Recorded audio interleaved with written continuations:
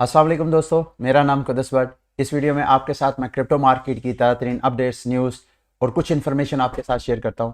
आज के बुलेटिन में कुछ प्राइस एनालिसिस करेंगे क्रिप्टो करेंसीज के, और साथ कुछ न्यूज़ वगैरह है वो मैं आपके साथ शेयर करूंगा। और मुझे अभी किसी ने ईमेल की है कि सर ये ई टूर नाम की कोई कंपनी है, ये पाकिस्तान में स्कैम कर रही है। एक तो मुझे बड़ी खुशी हुई कि मेरी कम्युनिटी जो है इतनी एक्टिव है, मेरे साथ कम्युनिकेट करती है। और इस वीडियो में मैं आप सब दोस्तों को मैसेज देना चाहता हूं कि अगर आप कहीं भी आप कोई ऐसी कंपनी देखते हैं जो कि आप पाकिस्तानियों को इन्वेस्टमेंट के लिए कहती है, तो आप फौरन मुझे आगाह करें ताकि मैं उस कंपनी की वेबसाइट को जाके गो थ्रू हूँ, उसके फंडामेंटल्स को स्टडी करने की कोशिश करूँ तो वो क्या है। अगर मुझे कुछ समझ बूझ हुई तो मैं आपके साथ वो लाजमी शेयर करूँगा।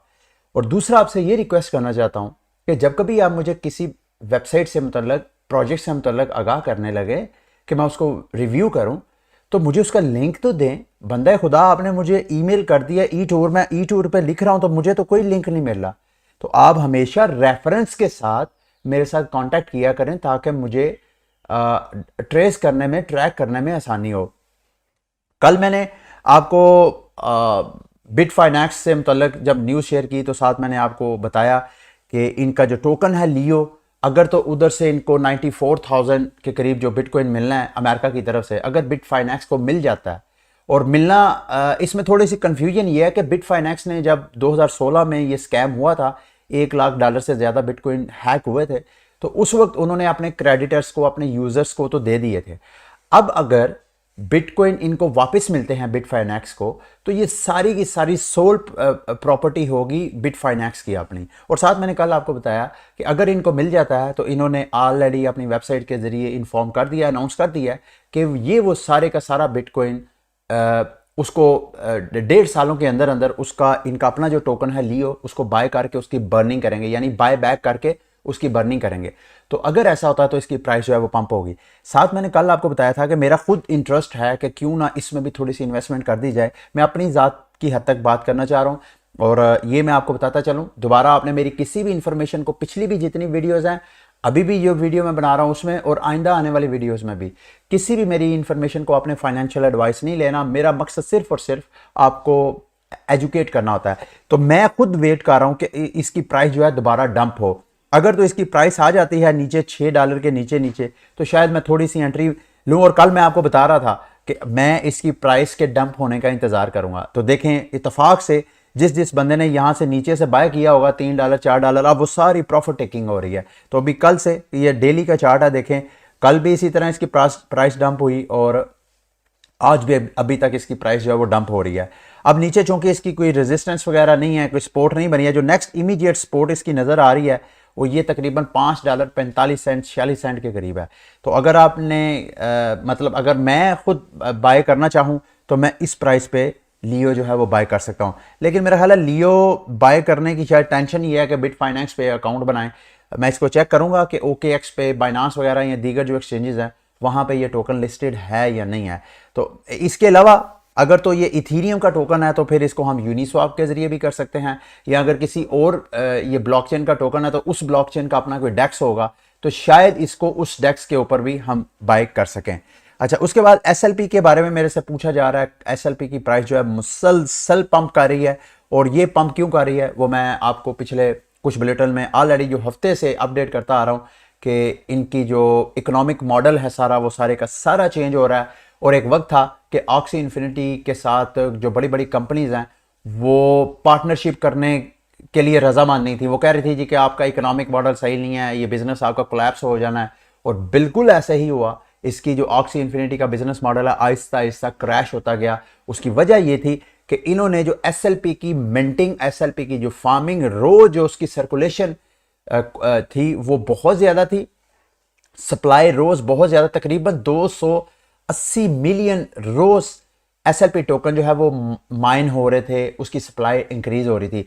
जबकि उस SLP को बर्न करने का जो पीछे मैकेनिज्म इन्होंने दिया हुआ था ऑक्सीज की ब्रीडिंग का, उसमें से सिर्फ 40 मिलियन रोज, तकरीबन 240 मिलियन, 2 करोड़ नहीं 24 करोड़ जो SLP हैं उसकी सप्लाई हर रोज इंक्रीज हो रही थी। तो उस वजह से सप्लाई बढ़ रही थी और पीछे मार्केट कैप जो है वो आहिस्ता आहिस्ता निकल रहा था। तो ये बिजनेस मॉडल कोलैप्स होना था। अब इन्होंने जो रीसेंट चेंजेस किए हैं उस वजह से कंपनीज भी जो है इनके साथ दोबारा कांटेक्ट में आ रही हैं और इन्वेस्टर का कॉन्फिडेंस बढ़ा है। यही वजह है कि पिछले एक हफ्ते में इसकी प्राइस ने तकरीबन 250 गुना पंप लिया है।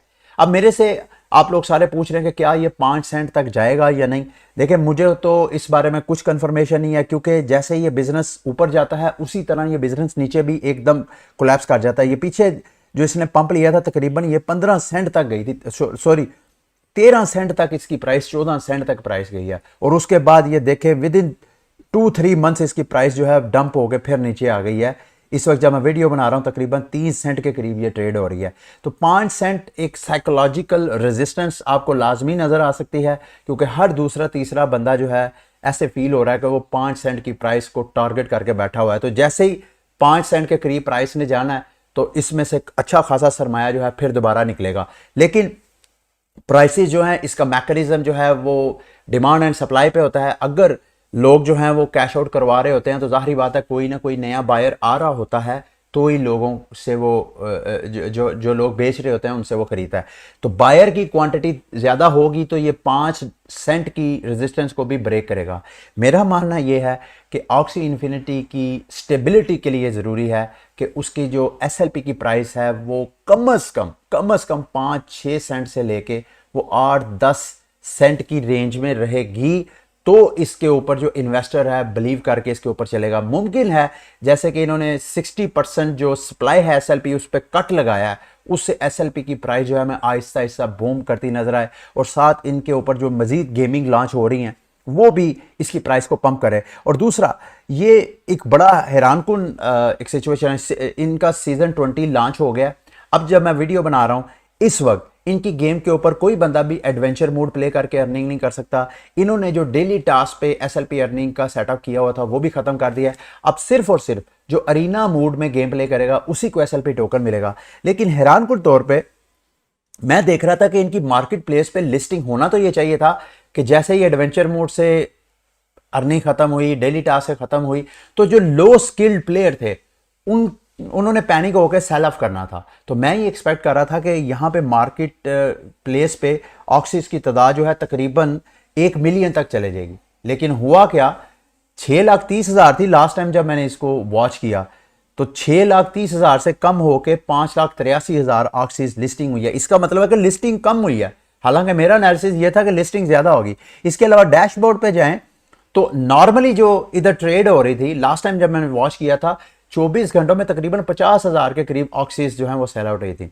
लेकिन बिल्कुल हैरानकुन तौर पे जो मेरी सोच थी उससे बिल्कुल उल्ट, यहां पे ऑक्सीज भी ज्यादा, ऑक्सीज की जो खरीदो फरोख्त है वो भी ज्यादा हो रही है। 75,000 पिछले 24 घंटों में ऑक्सीज जो है वो बाय सेल हुई हैं। अच्छा, उसके बाद आप आते हैं न्यूज की तरफ। सबसे पहले ये मैं आपके साथ न्यूज शेयर करना चाहता हूं। ये एक्चुअली इथेरियम की ब्लॉकचेन, इथेरियम की लैंग्वेज है सोलिडिटी, और सोलिडिटी के पूरी दुनिया में जो डेवलपर हैं उनका एक सर्वे किया गया है। उसमें तकरीबन 500 पार्टिसिपेंट्स ऐसे हैं जिन्होंने इस सर्वे में हिस्सा लिया है। उस सर्वे का एक डाटा आया है वो मेरे सामने है। जो सबसे ज्यादा सोलिडिटी के डेवलपर्स हैं, जो इथेरियम के ऊपर मुख्तलिफ टोकन्स वगैरह लॉन्च करने वाले हैं। अगर आप नया टोकन लॉन्च होता है, कोई DeFi है, वो गेमिंग प्रोजेक्ट है, या किसी भी किस्म के स्मार्ट कॉन्ट्रैक्ट बेस्ड जो टोकन लॉन्च होते हैं इथेरियम के ब्लॉकचेन के ऊपर, ये उसके डेवलपर हैं। सबसे ज्यादा डेवलपर कहां से हैं? अमेरिका से, दूसरे नंबर पे है पाकिस्तान पे। अब ये सारी लिस्ट है, इस लिस्ट में मेरा इंटरेस्ट किस चीज में है? पाकिस्तान से भी 5 ऐसे सॉलिडिटी डेवलपर्स हैं जिन्होंने इस सर्वे में पार्टिसिपेट किया है। मुझे बड़ी खुशी हुई है। अगर आप में से कोई बंदा जो मेरी वीडियो वॉच कर रहा है, आपका कोई ऐसा जानने वाला है जो कि क्रिप्टो ब्लॉकचेन टेक्नोलॉजी की डेवलपमेंट करता है, तो मैं आपसे रिक्वेस्ट करूंगा कि मेरी इस वीडियो को खसूसन इतने हिस्से को उसके साथ शेयर करें। मैं इंटरेस्टेड हूं कि वो मेरे साथ कांटेक्ट करे, हम मिल के अपना, मेरे बड़ी देर का एक मेरा प्लान है कि मैं अपना एक टोकन लॉन्च करूं, गेमिंग टोकन, जो सिर्फ पैसे के लिए ना हो बल्कि उसका रियल वर्ल्ड यूज हो। इस तरह का इकोनॉमिक मॉडल हो कि जो कि आने वाले वक्तों में कोलैप्स ना हो जाए। प्रॉफिट बेशक कम हो, प्रॉफिट का लालच ना मुझे है ना मैं जब लॉन्च करूंगा मैं अपने इन्वेस्टर को, जो इन्वेस्टर, बल्कि मैं ऐसा सेटअप करना चाहता हूं जिसमें जो इस तरह के प्रॉफिट टेकर्स हैं उनको प्लेंटी या पनिशमेंट का कोई सिस्टम डेवलप करूंगा। तो मैं ये रिक्वेस्ट करना चाहता हूं, अगर आप में से कोई बंदा भी है तो मेरे से कांटेक्ट करें। मेरे पास बहुत से आइडियाज़ हैं, मैं खुद प्रोजेक्ट्स लॉन्च करना चाहता हूं। तो आप कोई भी है, या स्क्रीन पे आपको ईमेल एड्रेस नज़र आ रहा है, इस ईमेल एड्रेस पे आप मेरे से कांटेक्ट कर सकते हैं कि आप डेवलपर हैं, तो फिर हम फर्दर उसको कंटिन्यू करेंगे गुफ्तगू को। ठीक है, अच्छा आगे जी बिग न्यूज़ दूसरी, अमेरिका की एक स्टेट है, जैसे हमारे यहाँ पंजाब, सिंध, बलोचिस्तान, इस तरह स्टेट्स हैं, इसी तरह अमेरिका की भी स्टेट्स हैं। तकरीबन 50 के करीब अमेरिका की स्टेट्स हैं जिनको मिलके एक फेडरेशन, उनकी जो है रियासत बनती है। हमारे यहाँ जो है वफाकी हुकूमत है, उनकी वफाकी। अच्छा, उसमें स्टेट्स को बहुत ज़्यादा ऑटोनमी है, हमारे यहाँ इतनी ज़्यादा ऑटोनमीज नहीं है स्टेट्स को। वहाँ के अब इलेक्शन जो हो रहे हैं, ये हॉफिन्स नाम के ये गवर्नर के कैंडिडेट हैं उस स्टेट के, टेक्सास गवर्नर के। उन्होंने जो कैंपेन चलाई है, वो कैंपेन ये चलाई है कि अगर पहले नंबर पे तो वो बिटकॉइन के जरिए पॉलिटिकल कैंपेनिंग में पार्टिसिपेट कर रहे हैं। अपनी स्टेट्स के जो रेजिडेंट्स हैं उनको कह रहे हैं कि आप अगर मुझे डोनेशन देना चाहते हैं तो ये मेरा बिटकॉइन का एड्रेस है, मुझे बिटकॉइन के जरिए आप डोनेशन दे सकते हैं। दूसरा, उनकी कैंपेन का मेन स्लोगन ये है कि अगर आप मुझे एज अ गवर्नर इलेक्ट करवाएंगे तो मैं इलेक्ट होने के बाद जो सबसे पहला काम करूंगा वो मैं टेक्सास की रियासत, जो स्टेट है उसकी, जो सूबा है अमेरिका का, उसको वो किला बनाएगा। और माहिरीन ये भी कह रहे हैं कि वो कॉन्स्टिट्यूशन के अंदर कुछ ऐसा साबता लगा के तो वो ऐन मुमकिन है कि ये जो स्टेट है बिटकॉइन को लीगल टेंडर करार दे, बिल्कुल ऐसे जैसे एल सल्वाडोर लीगल करार दे रहा है। तो ये big big news, big movement है। और मैंने कल के परसों आपके साथ शेयर किया था कि रशिया में जो डेवलपमेंट्स हो रही हैं, रशिया जो इकोनॉमिक थ्रेट्स दे रहा है अमेरिका, उससे तंग होके वो जो है बिटकॉइन को लीगल टेंडर करार दे देगा। मैं बल्कि कल मैंने एक ट्वीट की थी, जो बंदे मुझे फॉलो कर रहे हैं, मैंने सबसे कहा था कि आपने मुझे अपनी ओपिनियन का इजहार करना है। मेरा मानना यह है कि अगर रशिया जो है दुनिया को एक्सपोर्ट करता है, सबसे ज़्यादा तो एक्सपोर्ट उसकी ऑयल की है, ऑयल या इस तरह की ऐसी क्रॉस बॉर्डर ट्रेड्स वो करता है दुनिया के साथ। अगर वो यूएस डॉलर की बजाय वो बिटकॉइन के जरिए ट्रेड करना शुरू करे तो बिटकॉइन की तो क्वांटिटी डिमांड अगर बढ़ जाती है तो सप्लाई तो इतनी मौजूद नहीं है, तो वो सारा जो गैप होगा, उस जो एकदम डिमांड का एक तरह का इन्फ्लक्स आएगा, डिमांड की जो एकदम प्रेशर आएगा, तो बिटकॉइन की प्राइस को कहां तक लेके जा सकता है। और ये सिर्फ रशिया तक महदूद नहीं रहेगा। गो के जो इस वक्त वर्ल्ड ऑर्डर है, ग्लोबल वर्ल्ड ऑर्डर है जिसमें इस वक्त अमेरिका आपको आहिस्ता आहिस्ता उसकी पावर कम होती नजर आ रही है। जो इमर्जिंग पावर्स हैं जिनमें चाइना और रशिया है, चाइना ने तो अपना डिजिटल युआन क्रिएट कर लिया, वो तो बिटकॉइन की तरफ जाता हुआ हमें नजर नहीं आ रहा पिछले साल से। बल्कि पिछले साल से उस ऑप्टिक्स जो है वो यही कह रहे थे कि अब वो आउट है बिल्कुल बिटकॉइन और इथेरियम, बल्कि वो अपना ब्लॉकचेन टेक्नोलॉजी लॉन्च करके अपनी आइडेंटिटी ब्लॉकचेन टेक्नोलॉजी पे शो करवाना चाहता है इस नए न्यू वर्ल्ड ऑर्डर के अंदर। तो रशिया जो है वो बिल्कुल डिफरेंट लाइन ले रहा है। रशिया जो है वो बिटकॉइन क्योंकि रशिया इस वक्त जब मैं बना रहा हूं, दुनिया का मेरा ख्याल है दूसरा बड़ा मुल्क है जो कि ग्लोबली जहां पे क्रिप्टो करेंसीज की माइनिंग और इस इंडस्ट्री से वो बिलियंस डॉलर का सरमाया कमाएगा। मैं आपको बताना ये चाह रहा हूं कि अगर रशिया इस तरह का फैसला लेता है उससे तो बिटकॉइन की प्राइस ऊपर जाएगी। लेकिन मेरे दोस्तों भाइयों, आप ये देखें कि अगर रशिया बिटकॉइन को लीगल टेंडर करार दे देता है, आप इमेजिन करें कि दीगर कंट्रीज जो इंतजार कर रही हैं वो कंट्रीज क्या पीछे रहेंगी? मैं नहीं समझता पीछे रहेंगी। तो बिटकॉइन की प्राइस जो है बार बार, अब ये मैं आगे आपके साथ एक न्यूज़ भी शेयर करता हूं, बिटकॉइन की प्राइस जो है लाखों डॉलर, मिलियन डॉलर एक ख्वाब नहीं रहेगा, फिर शायद वो हमें ख्वाब जो है आपकी और हमारी ज़िंदगी में मुख्तसर वक्त के अंदर अंदर ही पूरा होता हुआ नजर आएगा। इट आर डिपेंड कि कंट्रीज़ के अंदर ये फोमो आ जाए कि यार ये फलां कंट्री जो है ये मैं अमेरिका की जो स्टेट डिपार्टमेंट है, डिपार्टमेंट ऑफ जस्टिस है, उनकी शायद स्पोक्स पर्सन थी, उनकी मैं एक वीडियो देख रहा था जिसमें उन्होंने कहा कि तकरीबन पिछले साल से अभी तक अमेरिका ने 1,20,000 बिटकॉइन जो है वो क्रिमिनल से लिया है। तो 1,00,000 बिटकॉइन तो वो है जो उन्होंने क्रिमिनल से कैप्चर किया हुआ है, इसके अलावा पता नहीं उनके पास कितने हैं। तो ये कंट्रीज़ के अंदर जब फोमो होगा कि हमने अपने नेशनल रिजर्व में बिटकॉइन को, जैसे उन्होंने गोल्ड रखा होता है, जैसे इसी तरह बिटकॉइन को रखना शुरू कर देंगे, यू कांट इमेजिन का बिटकॉइन की प्राइस जो है वो कहाँ तक जंप करेगी। अच्छा जी, जेपी मॉर्गन की मैं जो आपको बात बता रहा था कि मैं भी आपको बताता हूँ, जेपी मॉर्गन ये वो बैंक था जो कि मेरा ख्याल है आज से 4-5 साल पहले बिटकॉइन को फ्रॉड, स्कैम, क्रिमिनल का सेव हेवन और पता नहीं क्या क्या कुछ कह रहा था। आज जेपी मॉर्गन साहब एक तो कभी ये मशवरा देते नजर आ रहे हैं कि दुनिया के जितने सरमायादार लोग हैं उनको कम से कम अपना 1% सरमाया बिटकॉइन में लाजमी डालना चाहिए। अब उनकी रीसेंट प्रेडिक्शन आई है कि बिटकॉइन की प्राइस जो है वो 1.5 लाख डॉलर तक जा सकती है। और साथ उनके एनालिस्ट ने ये भी कहा है कि ये 1.5 लाख प्राइस जो है हमारी मिनिमम या ऑन एवरेज हमारी एक्सपेक्टेशन है, ये प्राइस इससे ऊपर भी जा सकती है। ठीक है, तो ये सारी मार्केट के जो फंडामेंटल चेंजेस है वो मैं आपके साथ आपको अपडेट करना चाहता था। अच्छा, ये बिटकॉइन ट्रेजरीज, ये मैं लिंक आपके साथ शेयर करना चाहता था क्योंकि मुझे बहुत से यूट्यूबर्स हैं वो भी फॉलो करते हैं, जैसे मैं दूसरे जो यूट्यूबर्स हैं उनसे लर्न करता हूँ। इसी तरह बहुत से यूट्यूबर्स हैं पाकिस्तान से, इंडिया से, जो मेरे से कंटेंट लेते हैं या सिर्फ इंफॉर्मेशन के लिए वो मुझे वॉच करते हैं। ये उनके लिए लिंक आपको स्क्रीन पर नज़र आ रहा होगा। इसमें बिटकॉइन की जो ट्रेजरीज हैं, यानी किस किस कंपनी, किस किस कंट्री के पास कितना कितना बिटकॉइन पड़ा हुआ है, उसका सारा डाटा आपको मिल जाएगा। जब कभी आपने अपनी ऑडियंस को बिटकॉइन की ट्रेजरीज के हवाले से गाइड करना है तो ये लिंक आपके लिए बहुत काम। माइक्रो स्ट्रैटेजी जो है आपको पता है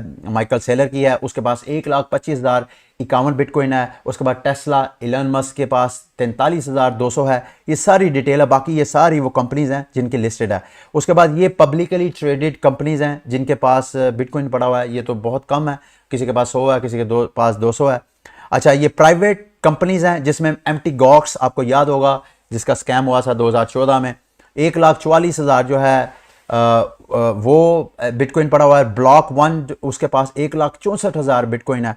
इसके अलावा गवर्नमेंट्स कौन कौन सी कहा जा रहा है जी, यूक्रेन के पास भी 46,351 बिटकॉइन पड़ा हुआ है। इसके अलावा एल सल्वाडोर है, जॉर्जिया है, और अभी ये वो वाली कंट्रीज की डिटेल है जिन्होंने डिस्क्लोज किया, जिन्होंने पब्लिकली अनाउंस किया कि हमारे पास बिटकॉइन है। आप इमेजिन करें बहुत सी ऐसी कंट्रीज होंगी जैसे नॉर्थ कोरिया हो सकता है, जैसे और ईरान हो सकता है, इस तरह की जो कंट्रीज जिनको इंटरनेशनल फाइनेंशियल जो सैंक्शंस हैं उनका खतरा है कि बैन अल-अक़वामी पाबंदियाँ ना हमें मुआशी माली पाबंदियाँ ना लग जाए, उन्होंने लाजमी बिटकॉइन को एज आ लीगल टेंडर। और एक चीज़ मैंने आपको बताना था कि ग्रे स्केल जो कि एक तरह का ETF की तरह सर्विसेज, एक्सचेंजेबल ट्रेडेड फंड, जो इन्वेस्टर्स और कंपनीज को फैसिलिटेट करते हैं, उनके पास 6,54,885 बिटकॉइन पड़ा हुआ है। तो ये सारी होल्डिंग है, just for the sake of information आपके साथ शेयर कर रहा हूं।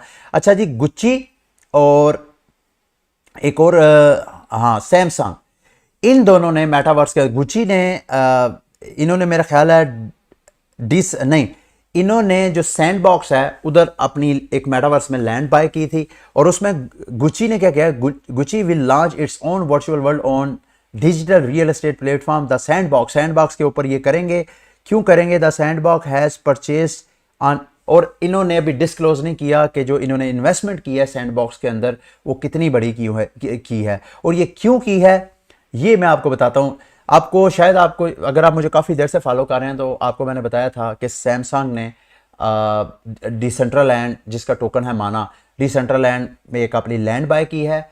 वो लैंड क्यों बाय किया उस वक्त तो समझ नहीं आई थी, लेकिन आज इनकी मैं ट्वीट आपको पढ़ के दिखा रहा हूँ। Today is the day Galaxy unpacked.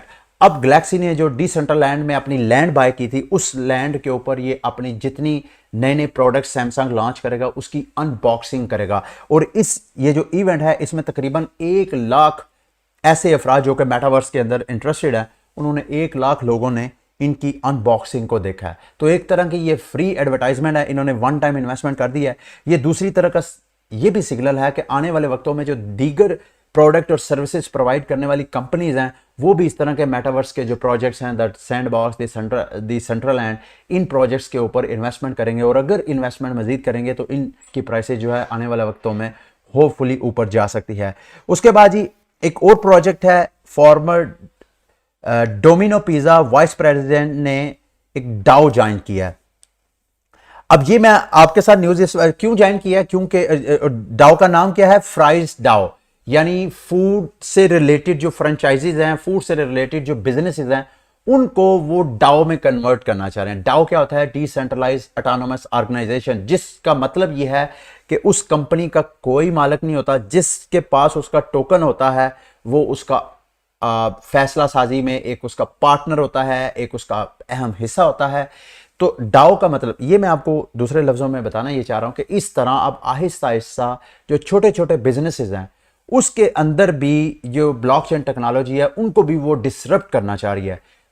होने वाला जो नेक्स्ट रेवोल्यूशन मुझे नजर आ रहा है कि जो ऑर्गेनाइजेशंस होंगी उनका जो मेन स्ट्रक्चर है, जो सेंट्रलाइज, मतलब एक जैसे डोमिनो है, इसके पीछे कोई ना कोई बिजनेसमैन होगा जिसने ये स्टार्टअप करके इसको खड़ा किया।